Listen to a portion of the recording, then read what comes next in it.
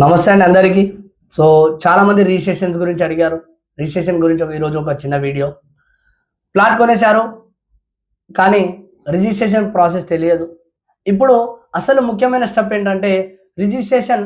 చాలామందికి registration process ఎలా జరుగుతుంది అండ్ ఏమేమి డాక్యుమెంట్ అవసరం, ఎంత ఖర్చు అవుతుంది అనేది క్లారిటీ ఉండదు. ఈరోజు మనం రిజిస్ట్రేషన్కి సంబంధించింది పూర్తి వీడియో అనేది ప్రాసెస్ అనేది స్టెప్ బై స్టెప్గా తెలుసుకుందాం. మొదటగా చిన్న ఒక లైక్ చేసి పెట్టండి. మరి మొదటగా రిజిస్ట్రేషన్ అంటే ఏమిటి?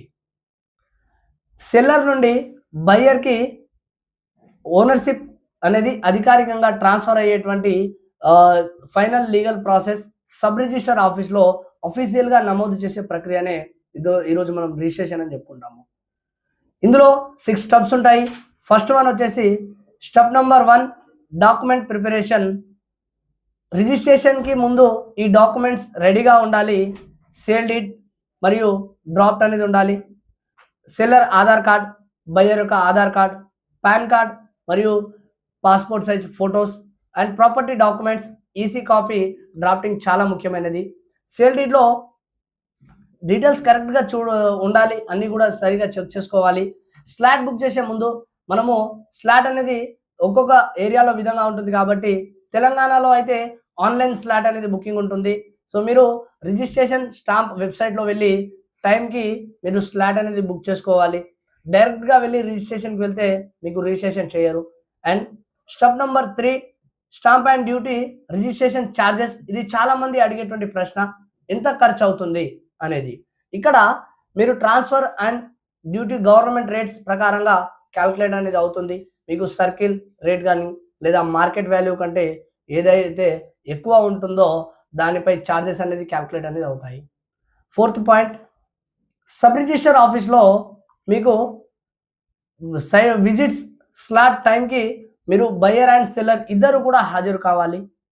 ఒరిజినల్ డాక్యుమెంట్స్ తీసుకెళ్ళాలి. బయోమెట్రిక్ వెరిఫికేషన్ అనేది జరుగుతుంది. థంబ్ ఇంప్రెషన్, ఫోటో క్యాప్చర్ మరియు మీకు సిగ్నేచర్ వెరిఫికేషన్ జరుగుతుంది. మీకు స్టెప్ నెంబర్ 5 చూసుకుంటే డాక్యుమెంట్ స్కానింగ్ పరంగా మీరు చూసుకుంటే అప్రూవల్ డాక్యుమెంట్స్ స్కాన్ చేసి సిస్టంలో అప్లోడ్ చేస్తారు. ఫైనల్ అప్రూవల్ వచ్చిన తర్వాత డాక్యుమెంట్ రిజిస్ట్రేషన్ అవుతుంది మీకు.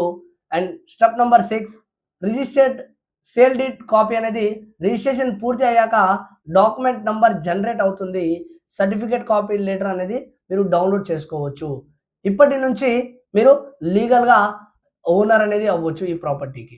మరి ఇంపార్టెంట్ పాయింట్స్ అండి, ఈ యొక్క ఫుల్ అమౌంట్ క్లియర్ చేసిన తర్వాత మాత్రమే మీరు రిజిస్ట్రేషన్కి వెళ్ళాలి. లైక్ చెక్ కావచ్చు, బ్యాంక్ ట్రాన్స్ఫర్ అనేది డీటెయిల్స్ క్లియర్గా ఉండాలి.